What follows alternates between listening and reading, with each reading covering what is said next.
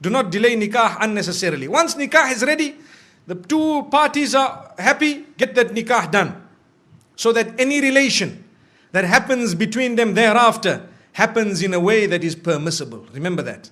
Sometimes people say, no, my daughter is engaged. Brother, 3 years later, your daughter, no, she's engaged. I say, but brother, 3 years have passed. She had 2 abortions in the process. Do you know that? I'm not joking. I'm serious. My parents, you don't know what we know. They come to us for help when they cannot talk to you. I know. We cry when we see the children of the good people. Sometimes people we know. And they come to us, you know what, I have this problem and that problem. But sister, you are engaged to the man. How could this have happened? You know, my father told me you cannot marry now, you are still studying. My, Allahu Akbar. May Allah forgive us, really. Brothers and sisters, open your eyes.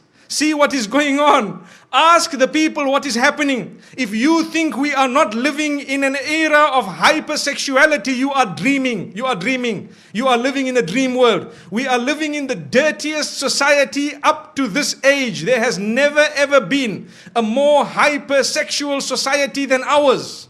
Believe me, everything out there is about sex. And I'm saying this because I have to fulfill my duty as a scholar of Islam, to explain to the people what is going on out there and how we are heading in the wrong direction because we are living with blinkers. We don't even know what's happening.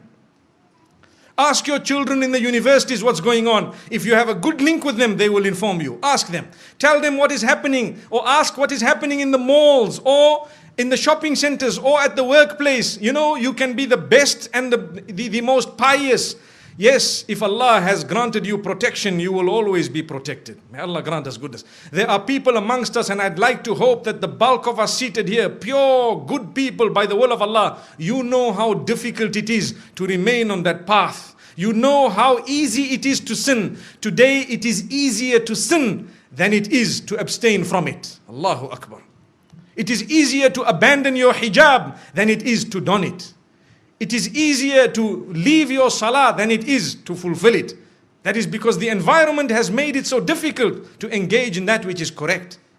But my brothers and sisters, this is why I say do not delay nikah. It's not just my statement, it is a teaching that has come to us from the best of creation. Don't delay it.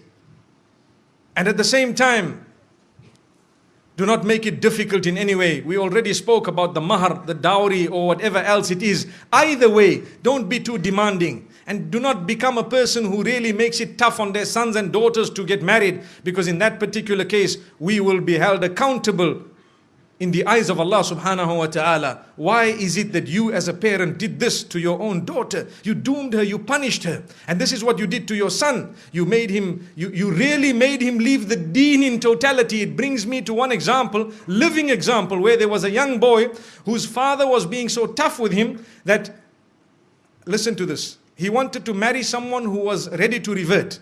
So his father told him, no, not over my dead body. What am I going to tell my friends and society, my brothers and my sisters, my this, my that?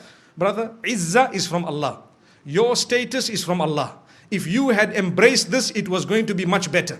So you can explain to your friends and your family, look, you know, I tried my best, but today's society, you know, sometimes the children are doing their own thing and we have to try our best, saddidu wa qaribu, to make the most of what it is and to guide them as best as possible. And, you know, we will see how best they can manage. But instead of that, this father chose to say, over my dead body. So what did the son do?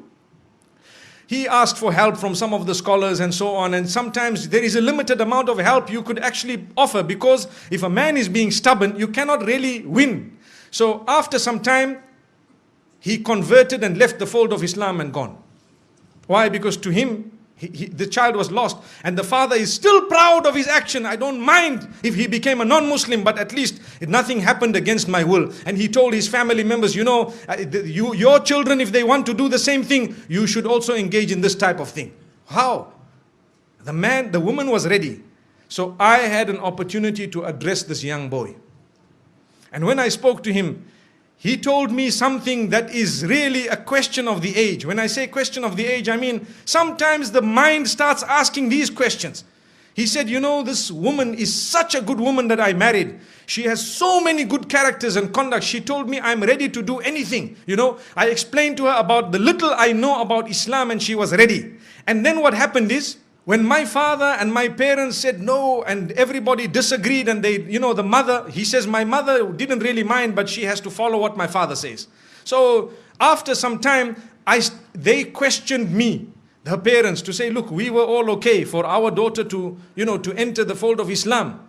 Now, if she is not going to enter the fold of Islam, then why don't you enter our faith?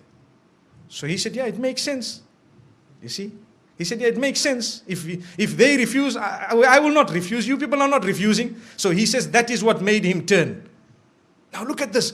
The young boys of today, this is the logic they are using. They will not tell you Islam is correct and Islam believes in all the previous messengers and Islam, Allah is one. Even the father perhaps doesn't read Salah correctly, but he was proud with his action. May Allah subhanahu wa ta'ala forgive that man. Really. We tried very hard, but to be honest with you, it is only Allah who can bring people back. And that's why I say it is foolish. Sometimes you might lose your child totally. Rather you lose them 20%.